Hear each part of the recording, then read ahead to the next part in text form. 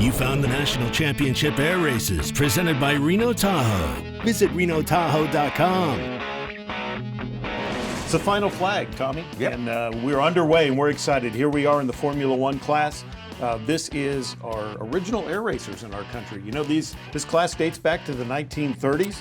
These aircraft is our only continuous racing class since then. It's the oldest class of racing, and for 66, 67 years or more that we've had the same rules. It's a true technical formula class. You know, we fly a monoplane, single wing, fixed gear. They all have the same engine. Here you see the explainer on the screen showing you what our course looks like. It's our up close and personal 3.5 mile course. They do a standing start, Tommy, from the runway, and we call that a horse race start or a standing start. You'll see the aircraft, 8 aircraft in the race or in a heat can be. In this case, we're going to have 6 here in just a few minutes. You'll see the front row will have 3 aircraft, and then we'll have them spaced behind. Once the green flag drops, the adrenaline goes up, the throttle goes up, and we're off. And the aircraft do make one lap before we actually start counting time and counting laps. So that is an opportunity for these aircraft to get up to speed. There is the flag that we were talking about just a minute ago, Tommy.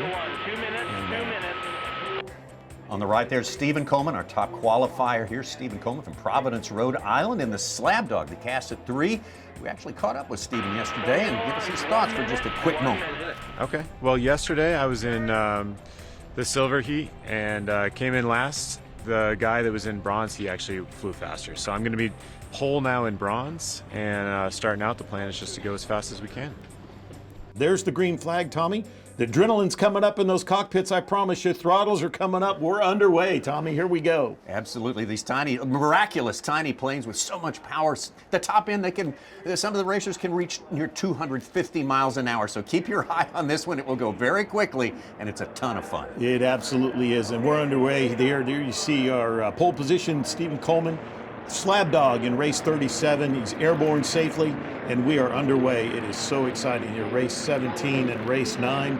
They're in now second and third place as they make their way. But again, Tommy, we're seeing in action here those fixed pitch propellers, and you see some of the aircraft accelerate faster than others, but once they get airborne and get up to speed, the pitch that they have chosen may allow that aircraft to fly faster. So we'll see a lot of maneuvering and different strategies playing out here as we get underway. Lots of strategy, absolutely. It's what makes it so much fun.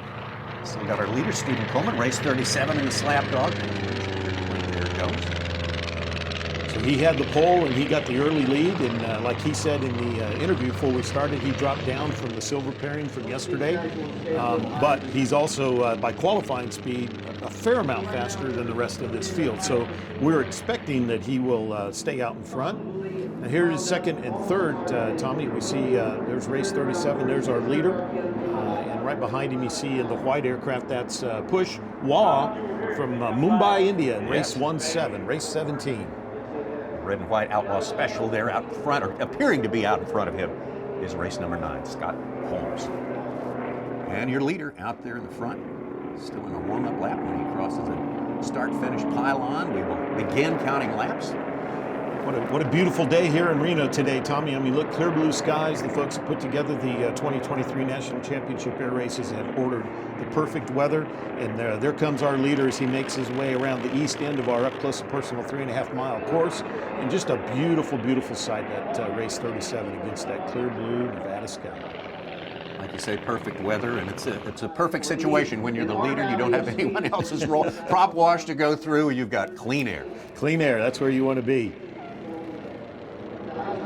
Second behind place. the race plate, this is race 9, Scott Holmes. Yep. In the beautiful red casket. Outlaw Special is what he calls that airplane.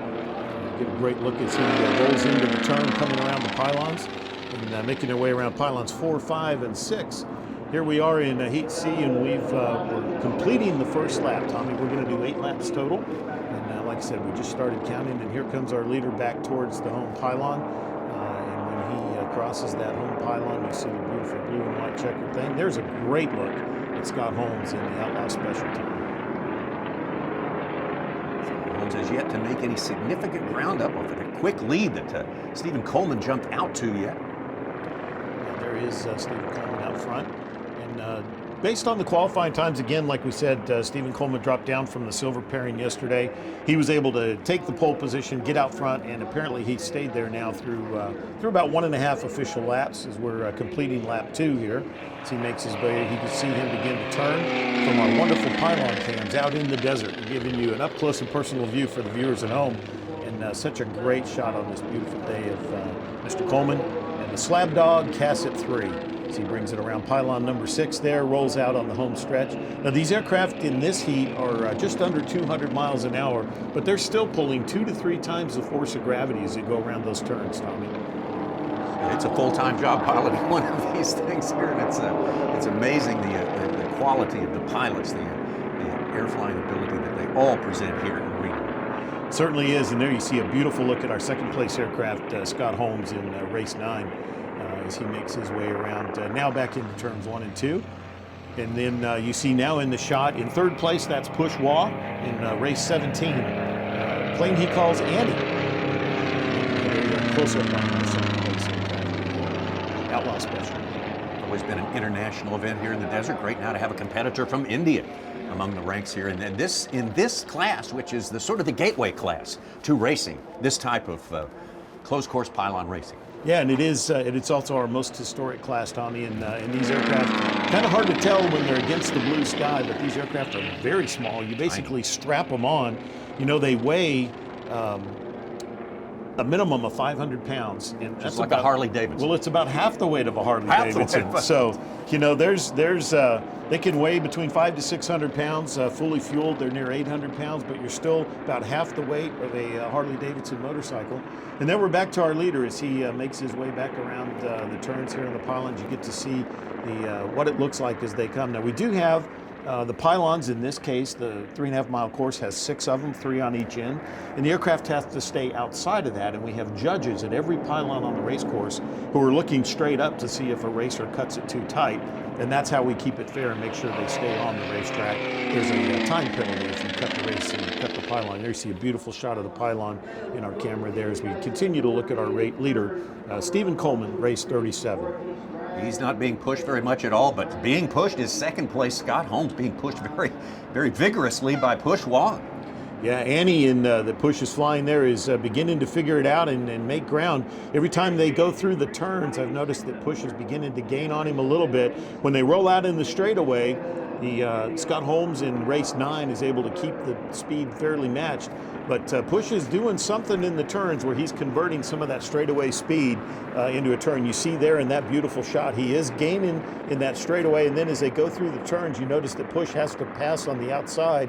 He has traded some of that speed for some altitude. And then now he is sliding back in beside, trying to tuck down in. And we'll see as they go down the backstretch here how that works again. But he's gaining slowly but surely on him, Tommy.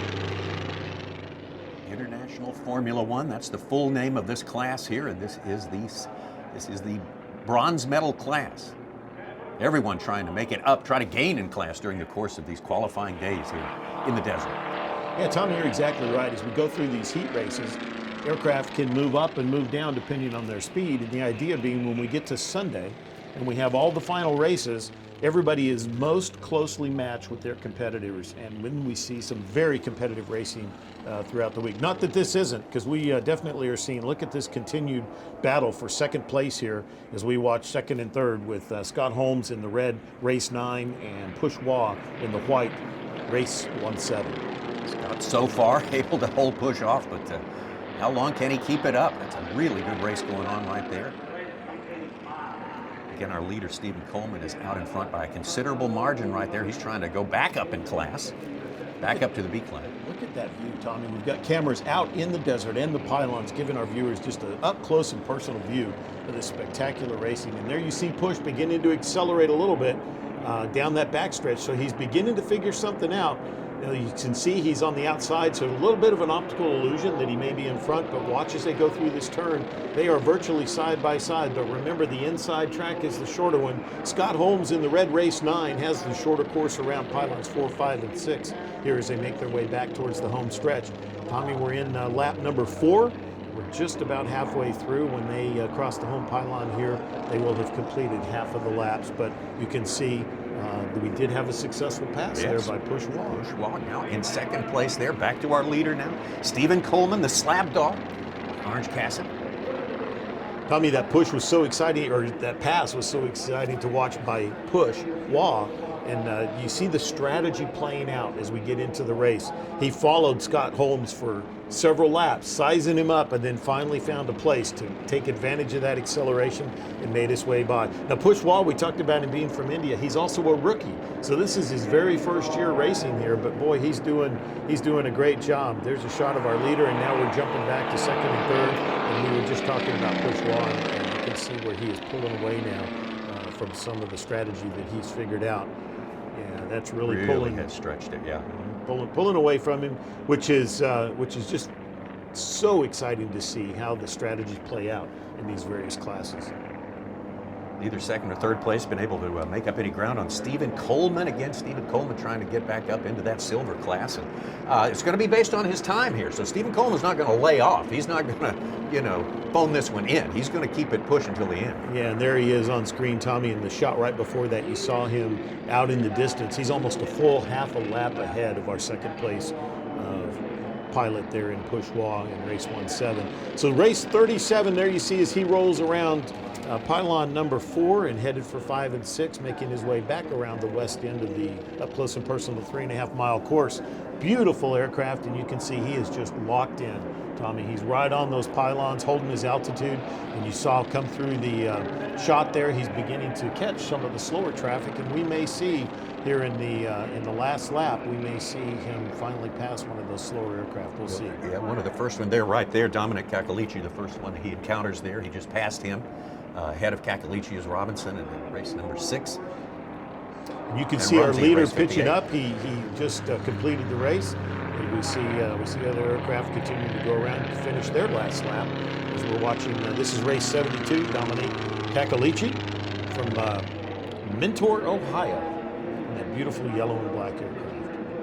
There is the home pylon. You can see Dominic in the distance there going down the backstretch. Great perspective from that shot, Tommy, of how really up close and personal this 3.5 mile course is as it makes its way around. And here you see coming around the final 4, 5, and 6 pylons here. This is Todd Rumsey in race 58 as he Sonic makes his Zoom. way. Yep, Sonic Zoom. Looks like he's slated to finish in unofficially 5th place. Yep. As he comes across the home pylon right here. You'll see it pass through right there. And right behind him, finishing 6th in our heat of 6, is Dominic Kakalici. Race 72. What a beautiful Casset airplane. But Tommy, let's look at the recap here. Well, there was your top qualifier, the slab dog, that orange airplane on the right. That was the favorite to win the race, and he did jump out to a quick lead. As all our racers got underway and started counting laps after that first starter lap. Yeah, and as we make our way through here for a long time, this is race 9. Scott Holmes in the Outlaw Special was in second, but he was under pressure the entire time from race 1-7 from Push Wall out of Mumbai, India. And eventually Push was able to size him up. He figured out that he had speed. We saw it especially in the straightaways, and then you saw him execute that pass. Again, you have to pass on the outside. Here you see the pass right here. This was the race within the race in this heat, and there is the exciting pass. And Push, a rookie here at Reno, makes the pass, and he ends up finishing unofficially in 2nd place, Tommy. Serving notice. We'll see if his time is good enough to move him up in class. Well, that'll all be revealed later on today. Right now, we just follow our leader, 37, the slab dog. Fairly effortless victory here. Yeah, flag to flag he led, and you saw him pass the 6th place, unofficially Dominic Kakalici there on the end. And there's our leader, back on the ground safely, race 37. That's the slab dog, beautiful orange Casset 3M aircraft. And get a picture here, Tommy. We talked about the size of these airplanes. You can see the pilot in there. You can see Stephen Coleman inside there. They are very small. In fact, you see when they begin to tow these back to the hangar, they'll often just grab the back end near the horizontal One stab. person. One person can pick it up and turn it around. Very small, but that's the whole idea about these, what once were called the midget racers. The history of air racing in the United States back to the 30s is so intense and so historic. We are man, it's exciting to see them racing here at Reno again this year. A lot of tradition, a lot of memories and history on display here on this very, very special week as we close this chapter in the desert and get ready to start the next chapter for these National Championship air races. There are your results right there. Slab Dog, number 37. Stephen Coleman takes the top spot. Push Wog in Annie, number 17. A very exciting 6th and 7th lap for him, absolutely taking the lead away from Scott Holmes, who finishes 9, race 9 in Outlaw. Carl Robinson, the Buddy Special. 4th place, Todd Rumsey, Sonic Boom, race 58, and race 72, Dominic Iacolici, Sky Addict in 6th.